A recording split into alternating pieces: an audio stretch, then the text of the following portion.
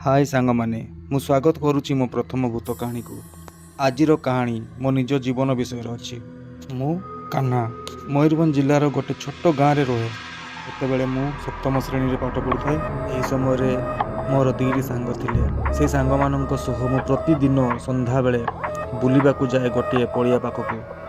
से दिन थिला अमावास्या राति प्राय 8:30 आम ट्यूशन रु फेरिकी बाहरिलु से पड़िया पाखक बुलियापाई।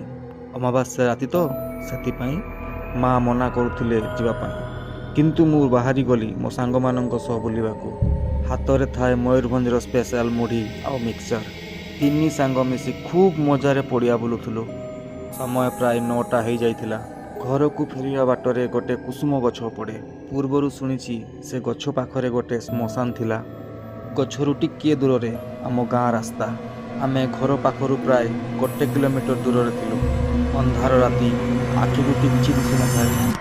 गाँ को फेरिला बेले दूररू देखिलु गोटे बाछुरी छुआटे सेही कुसुम गछ मूल रे ठिया हेछि। जेते पाखकु आसुछु सेते आकार बदलुछि से बाछुरीर।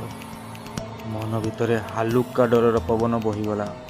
जेते बेले से गछ पाखकु पहुँचिलु आमे देखिलु से पाखरे बाछुरी नथिला, थिला गोटे छोट झियो।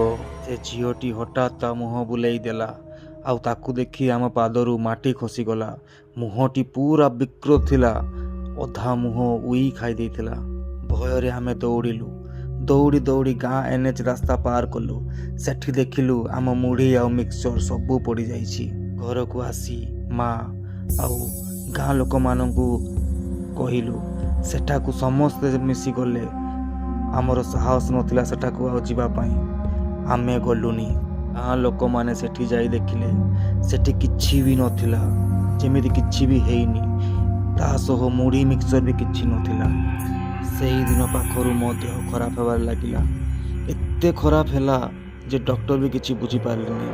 केते मेडिकल टेस्ट कले भी रिपोर्ट रे किछि भी बाहर नथिला, किंतु मो देह भलो हो नथिला। धीरे धीरे मो घर लोकंकु भी चिन्हि पारलिनी। सेतेबेले मो बड़ भौणी जे कि बारिपदारे घर, से मते नेकी गोटे बड़ गुणिया को देखैला। मोर मने पड़े से दिन राति रे 7 जन गुणिया आसी गोटे घरे मते रखिले। से माने भी सेही घरे ही थिले। मो घर लोकंकु से माने कहिले घर भितरु जहा भी शब्द आसे कबाट केही खोलिबनी। तापरे मोर किछि मने नाही, किंतु मु जेतेबेले सोई उठिली मु मो बेड उपरे थिली। परे घर लोक माने कहिले सेही रूम भितरु बहुत अकाल चित्कार सब आसुला। आउ एबे मु सुस्थ। एही होछि मो जीवनर गोटे भयंकर सत्य, जहाकु मु केबे भी भूली पारेनी।